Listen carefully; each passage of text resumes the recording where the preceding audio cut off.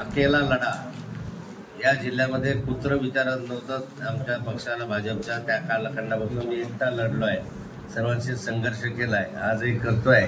मी कधी खचलेलं नाही, कधी पळालेलं नाही, कधी विकलं गेलं नाही, कधी या ठिकाणाहून त्या ठिकाणी सत्तेसाठी लाचार होऊन पाय पडलेलं नाही. छळ झाला, सगळं झालं, पण आपण स्टेकअप राहिलो. तुम्हाला जे करायचं ते करा, माझा पक्ष मी आहे. यापुढे सुद्धा रक्षाताई जरी उभ्या असल्या तरी मी आपल्या तुतारी घेऊनच वाजवणार आहे. शेवटच्या क्षणापर्यंत तुतारी कशी विजयी होईल यासाठीच आम्ही प्रयत्न करावा. कोणी शंका घ्यायची गरज नाही आहे आणि कुणी मला विचारायची पण गरज नाही. मला जर कोणाला विचारायचं असेल माझा पक्ष विचारेल, तुमचा आमचा काय संबंध विचारण्याचा, केलं की नाही केलं, मी घरी बसेल, माझी इच्छा. तुम्ही कोण मला विचारता?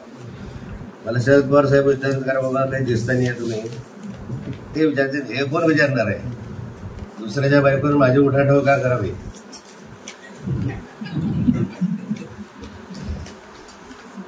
बरोबर आहे.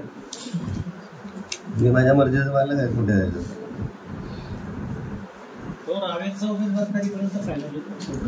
रावेरच्या उमेदवाराच्या संदर्भामध्ये माननीय शरद पवार साहेबांनी 2-3 बैठका घेतल्या. कालही बैठक घेतली, तर संध्याकाळी पण एक बैठक पार पडली. त्या बैठकीमध्ये साधारण 3 नावांवर चर्चा झाली. ती पूर्वी पण 3 नावांवर चर्चा झाली होती, पण काही नवीन नावं त्याच्यामध्ये आले आहेत. जुने नावं जे होते ते मागे पडले आणि काही नवीन नावं त्याच्यामध्ये ऍड झाली. पण आता ही निश्चित आहे की जी काही लढाई होईल ते लुटूपुटीचे म्हणणारे हे जे आहे त्यांच्या थोबाडीत मारणारी असेल. मजबूत उमेदवार तुम्हाला दिसतील, आर्थिकदृष्ट्याही मजबूत असतील, राजकारणामध्ये काम केलेले माणसं असतील आणि 1-2 उमेदवार वगळता बाकीच्या उमेदवारांना राजकीय वारसा पण असेल. अशा ह्याच्यामधनं साधारण या 3 दिवसामध्ये माननीय शरद पवार साहेबांनी पार्लमेंटरी बोर्डाच्याबद्दल निर्णय घेण्याची अपेक्षा आहे. नवीन नावां चर्चेमध्ये एक संतोष चौधरीचा आलेला आहे, एक विनोद सोनवणे म्हणून आलेला आहे.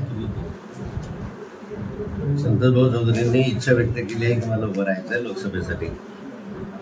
विनोद सोनवणे ठेकेदार आहे मुक्ताईनगरला, आर्थिकदृष्ट्या वगैरे सगळा सक्षम माणूस आहे आणि पूर्वीपासून पार्टीचं काम करत आलेलं आहे आमच्या बरोबर. तर त्यांनी इच्छा व्यक्त केलेली आहे.